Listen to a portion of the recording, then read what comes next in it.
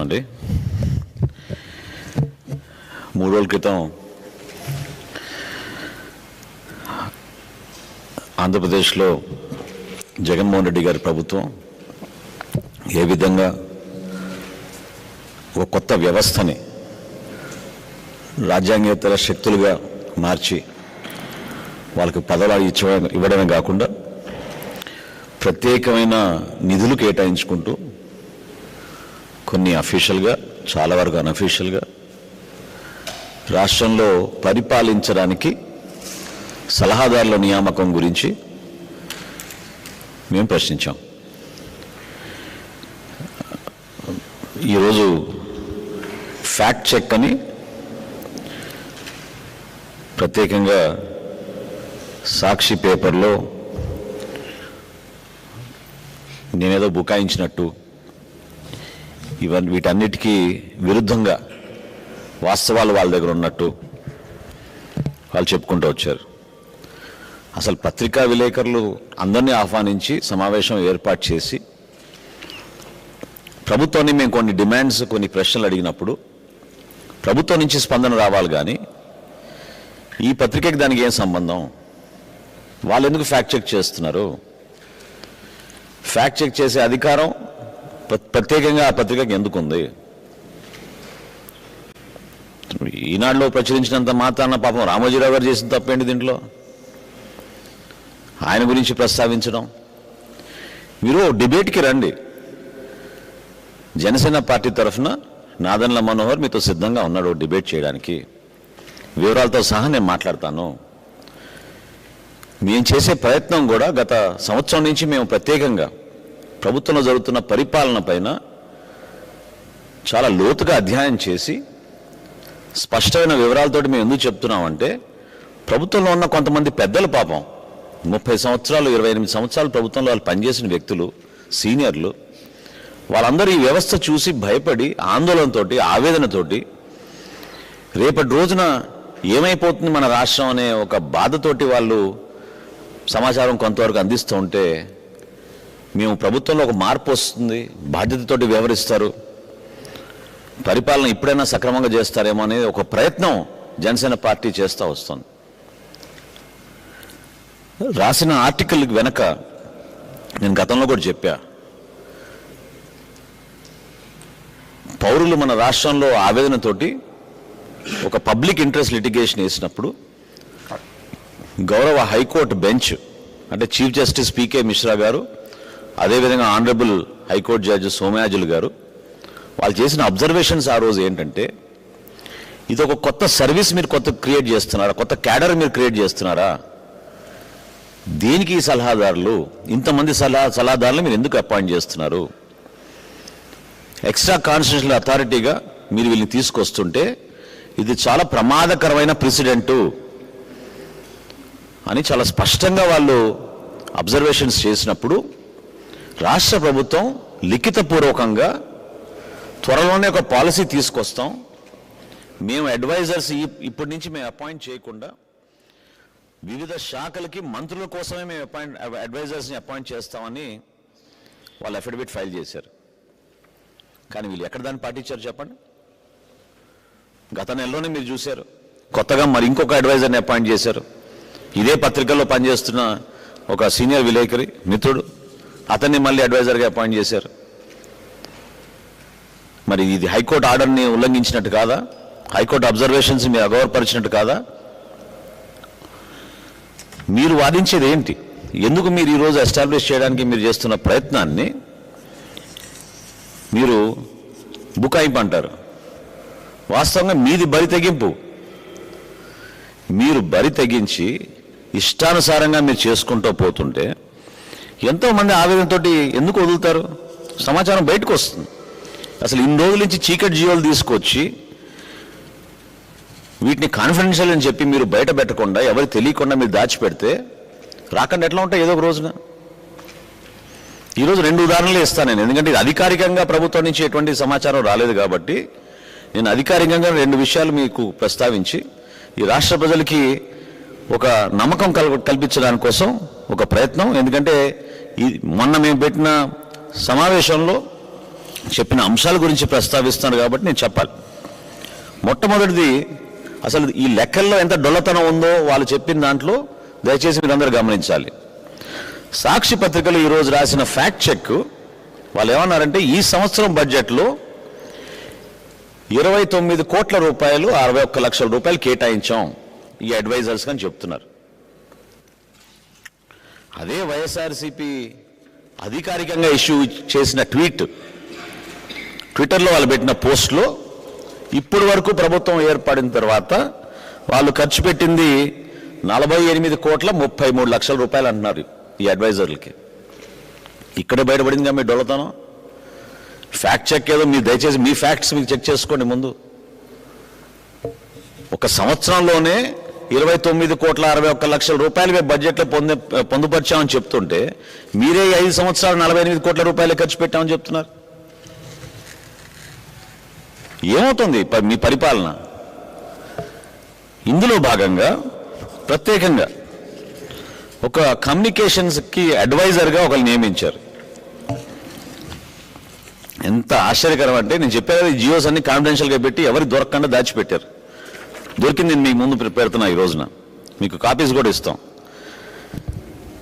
ఈయనని ముఖ్యమంత్రి గారు ప్రమాణ స్వీకారం అయిపోగానే జగన్మోహన్ రెడ్డి గారు ఆయన అపాయింట్ చేసుకున్నారు. అయితే మన రాష్ట్రంలో క్యాబినెట్ మంత్రికి బేసిక్ పే ఈ రోజున 14,000 రూపాయలు, స్పెషల్ అడ్వైజర్కి కూడా 14,000 రూపాయలు బేసిక్ పే. కానీ ఈయన పనితీరు చూసి వాళ్ళు రాస్తున్నారు ఆర్డర్లో, quality of work done by the advisor communication is much more then the compensation being given to him అంట. అంటే ఆయన ఇచ్చిన సలహాలు, ఆయన ఇచ్చే అడ్వైస్ జీతం కన్నా చాలా ఎక్కువగా అద్భుతంగా ఉందంట. ఈ అడ్వైజర్ గారు ఏం చేస్తారో అందరికీ తెలుసు. రాష్ట్ర వ్యాప్తంగా ముఖ్యమంత్రి గారికి ఉపన్యాసాలు రాస్తూ ఉంటారు. ప్రభుత్వ కార్యక్రమాల్లో రాజకీయ ఉపన్యాసాలు చేసి ప్రతిపక్షాలపైన దాడులు చేపించడం ఈయనకే తెలుస్తున్నది. ఈయన జీతం ఎంతండి? ఈ జియో ప్రకారంగా 2 లక్షల రూపాయలు నెలకి. 14,000 రూపాయల జీతం ఇవ్వాల్సింది పోయి 2 లక్షల రూపాయలు. అంటే సుప్రీంకోర్టు చీఫ్ జస్టిస్కి ఇచ్చే జీతం ఈ రోజున 2,80,000 రూపాయలు. హైకోర్టు జడ్జి గారికి 2,25,000 రూపాయలు. ఈయనకి ప్రత్యేకంగా అది కూడా ఏంటి, రిట్రాస్పెక్టివ్ ఎఫెక్ట్. ఇది 2019లో ఇచ్చిన జియో వేరు, 2020లో రిట్రాస్పెక్టివ్ ఎఫెక్ట్ తోటి అంటే సుమారు 26 లక్షల రూపాయలు ఆయనకి ప్రత్యేకంగా అందించింది ప్రభుత్వం. మరి ఇది బరి తెగింపు కాదా? ఏ విధంగా మీరు మరి ఈ అడ్వైజర్ గారికి ఇంత భారీ ఎత్తున మీరు జీతం పెంచి నెలకి 2 లక్షల రూపాయల చొప్పున అందించారు? ఏ విధంగా ఇతన్ని స్పెషల్ కేటగిరీ కింద మీరు పెట్టి ఆయనకి క్యాబినెట్ మినిస్టర్ హోదా ఎట్లా కల్పించారు? ఈ లెక్కలు మీకెందుకు తెలియడం లేదు? క్యాబినెట్ మంత్రికి ఇచ్చే ఫెసిలిటీస్ ఏంటి గవర్నమెంట్ నుంచి? ఆఫీస్ స్టాఫ్ ఇస్తారు, ఆఫీస్ స్టాఫ్కి జీతాలు ఇస్తారు, ఫర్నిచర్ కొంటారు, కంప్యూటర్లు కొంటారు, ఫోన్లు కొంటారు, ప్రతి నెల ఫోన్ బిల్లు కడుతుంది ప్రభుత్వం,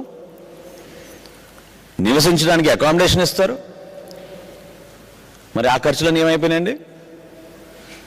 అది పోగా ప్రత్యేకంగా ఒక అడ్వైజర్ గారికి ఎటువంటి సెక్యూరిటీ ఉందో మీ అందరికీ తెలుసు.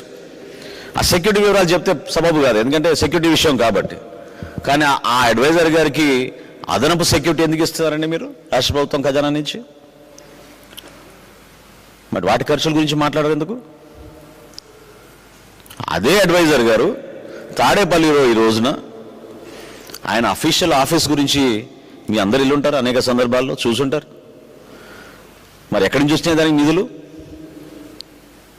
స్కిల్ డెవలప్మెంట్ కార్పొరేషన్ నుంచి యువతకు ఖర్చు పెట్టాల్సిన నిధులు ఆ అడ్వైజర్ గారి ఆఫీస్ మెయింటెనెన్స్ కోసం ఖర్చు పెడుతున్నారు ప్రతి నెల. మరి అది ఏ జీవోలో వచ్చింది? అది ఎక్కడి నుంచి తీసుకొచ్చారు దాన్ని? ఇది బరి తెగింపు. ఇద్దరు అడ్వైజర్లు ఎవరైతే ముఖ్యమంత్రి గారికి సన్నిహితులో వాళ్ళ విషయంలోనే ఇట్లా ప్రస్తావిస్తే మీరు ఇప్పటి వరకు సుమారు 20 మందిని క్యాబినెట్ హోదాతో మీరు అపాయింట్ చేశారు. వాళ్ళకి ఏ కేటగిరీ కింద మీరు వాళ్ళకి ఈ అడ్వైజరీ రోల్ ఇచ్చారు? ఎటువంటి నిధులు వాళ్ళకి కేటాయించారు?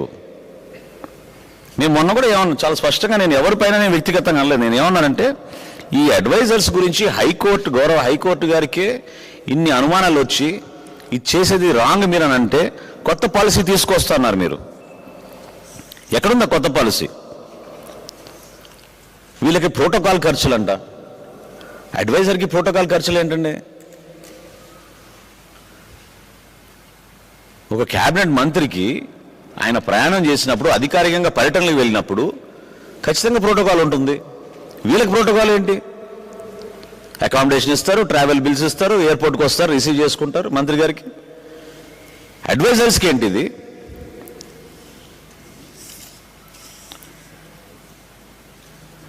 అసలు వీళ్ళు ఈ 55 నెలల్లో మేము అడిగిన ప్రశ్నలు, మా డిమాండ్స్, దాని గురించి ఎక్కడ ప్రస్తావించలేదు కదా. ఈ 55 నెలల్లో మీరు ఎంతమంది అడ్వైజర్స్ని అపాయింట్ చేశారు? మీరు పెట్టండి, ఒక ప్రెస్ కాన్ఫరెన్స్ పెట్టి ఇవ్వండి జియోలు. ఇప్పుడు నేను ఈ రోజున ప్రవేశపెట్టిన 2 జియోలు మీ అందరికీ కూడా కాపీస్ ఇస్తా. ఇంకా ఉంది సమాచారం లేదని కాదు. నేను మాట్లాడేది ప్రతిదీ స్పష్టంగా మాట్లాడతాను, వివరాలతో మాట్లాడతాను. ఎందుకు ఈ విధంగా మీరు దాచిపెట్టి ప్రజల్ని మభ్యపెట్టి విచ్చలవిడిగా ఇట్లా బరి తెగించి మీరు ఖర్చు పెట్టేసి ప్రతిపక్షాలపైన మీరు బురదల్లాలని ప్రయత్నం ఎందుకు చేస్తున్నారు? ఈ అడ్వైజర్స్ రోల్ ఏంటి? ఏం అడ్వైస్ ఇచ్చారు మీకు? అసలు పనితీరు అద్భుతం అంట, ఆయనకి ఇచ్చే జీతభత్యాలు సరిపోవంట, అందుకని ప్రత్యేకంగా ఆయనకి నెలకు 2 లక్షల రూపాయలు ఇస్తున్నాం రిట్రాస్పెక్టివ్ ఎఫెక్ట్ తోటి అని మీరు జియో ఇచ్చుకుంటే మీరు సొంతంగా, ఇంకా ఏం అడ్మినిస్ట్రేషన్ ఇది? ఎట్లా మీరు పరిపాలన అందిస్తారు? సామాన్యుడికి ఎట్లా మీరు న్యాయం చేయగలుగుతారు? మీరు ఖచ్చితంగా వీళ్ళని అపాయింట్ చేసినప్పుడు వీరు ఏ శాఖకి వీళ్ళు ఉపయోగపడ్డారు, ఏ పాలసీ తీసుకురావడానికి వీళ్ళు ఉపయోగపడ్డారు, ఎటువంటి అడ్వైస్ ఇచ్చారు? మీరు గౌరవ హైకోర్టుకి కొత్త పాలసీ విధానం తీసుకొస్తున్నామని చెప్పారు కదా అడ్వైజర్ రూపంలో, అది ఏది? తాడేపల్లిలో నిర్వహిస్తున్న ఈ ఆఫీస్, ఈ ఖర్చులు ఏ కార్పొరేషన్ నుంచి మీరు తీసుకొచ్చారు? స్కిల్ డెవలప్మెంట్ కార్పొరేషన్ నుంచి కాదా? మినరల్ డెవలప్మెంట్ కార్పొరేషన్ నుంచి కాదా? చెప్పమనండి.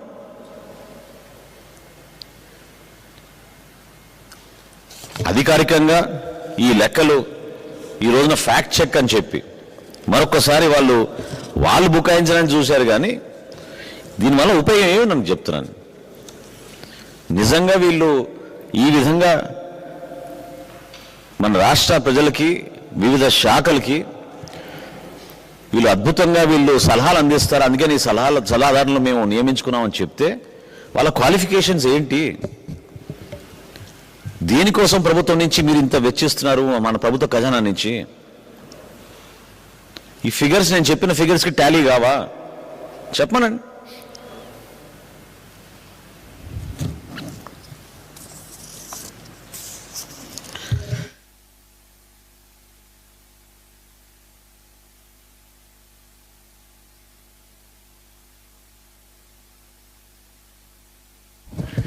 నేను అదే మీ తరఫున, మా రాష్ట్ర ప్రజల తరఫున నేను డిమాండ్ చేస్తున్నాను. ఈ 55 నెలల్లో ఎంతమంది అడ్వైజర్ని, ఉప సలహాదారులని వీళ్ళు అపాయింట్ చేశారు?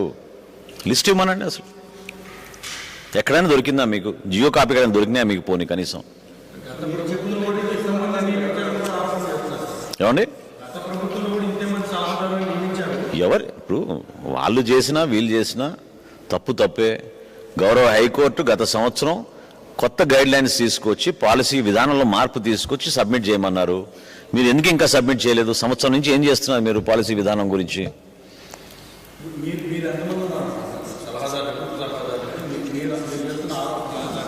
చెప్పే కదండి, సుమారు 80 మంది ఉన్నారు. లెక్క ఇవ్వమనండి, ఇబ్బంది లేదు, చేయొచ్చు కదా, తప్పే ఉంది. నా లెక్క తప్పంటే నేను మళ్ళీ ఇంకోసారి ప్రెస్ మీట్ పెట్టి మీతో కూర్చుంటాను. ప్రభుత్వం ఇచ్చిన జాబితాని వీళ్ళు ఇవ్వమనండి, ప్రచురించమనండి, పత్రికా సమావేశం ఏర్పాటు చేయమనండి, మంత్రి గారినో లేకపోతే సలహాదారులను. అధికారికంగా మేము ఇంతమందిని అపాయింట్ చేశాం, 46 చేసాం అని చెప్పమనండి. ఆ జియో కాపీలు చూపించమనండి కనీసం. ఎందుకు ఈ చీకటి జియోలు, ఎందుకు ఈ కాన్ఫిడెన్షియల్ జియోలు, ఎందుకు దాచిపెడుతున్నారు వీటిని? మీకు తెలుసండి, రాష్ట్ర ముఖ్యమంత్రి గారికి కమ్యూనికేషన్ అడ్వైజర్ కృష్ణమోహన్ గారు.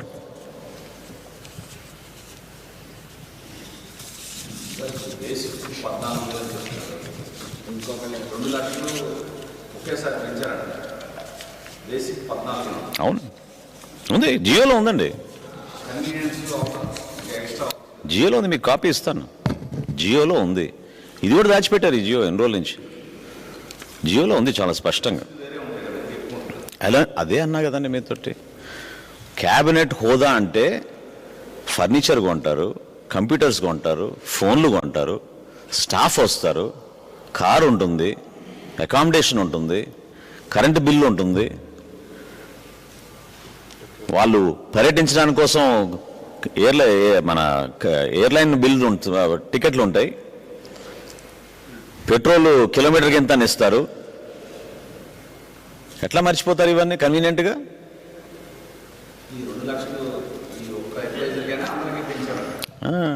ఇక్కడే మెలికుంది. ఎంతమందికి ఈ కేటగిరీ కింద ఇచ్చారు ఈ 2 లక్షలు? అది చెప్పమనండి. ఫస్ట్ అపాయింట్మెంట్ చేసినప్పుడే 14,000 అని చూపించారు. అదే కదా హైకోర్టులో ఆ రోజు అబ్జర్వేషన్ చేసింది. ప్రభుత్వ రికార్డ్స్లో ఏమో ఇట్లా చూపించి మళ్ళీ ఎవరికి తెలియకన్నా కాన్ఫిడెన్షియల్ జియో ఇచ్చి 2 లక్షలకు పెంచేశారు.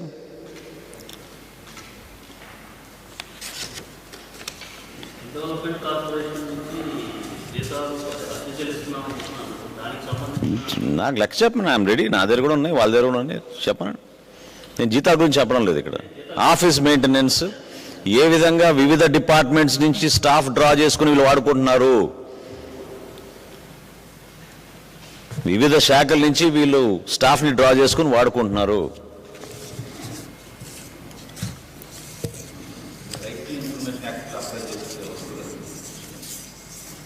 చేశారు పాపం కొంతమంది ప్రయత్నం, ఎక్కడ రాలేదు.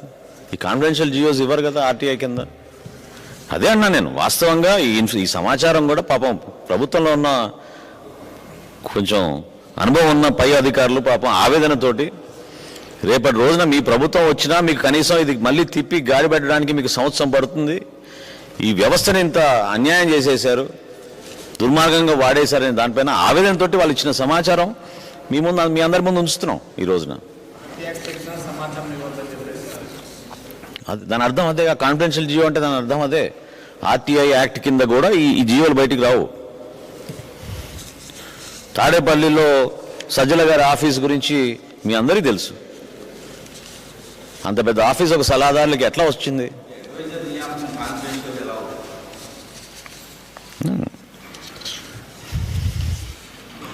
ఇప్పుడు ఈరోజు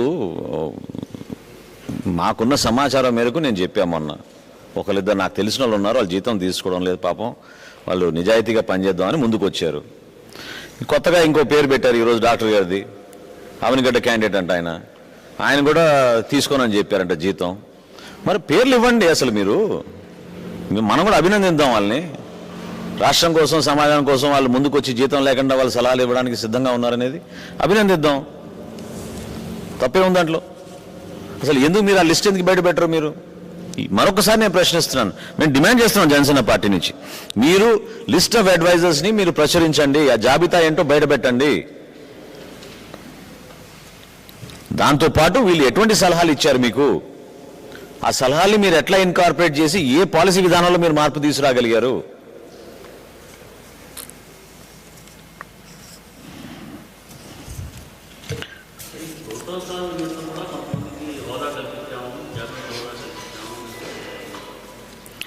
సో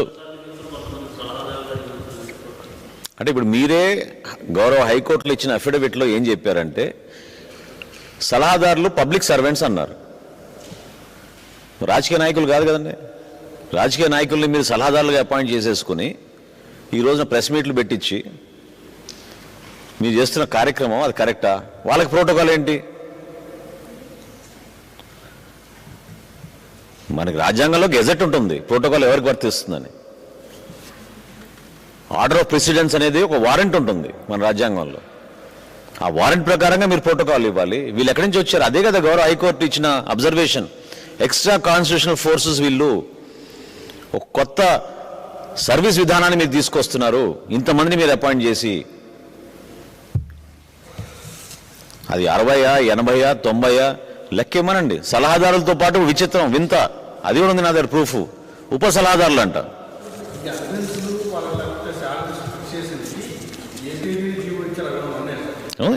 ఒక పర్టికులర్ కేసు మీకు చెప్తున్నాను. ఇది 2001 కాదు, నేను మీకు షేర్ చేస్తాను.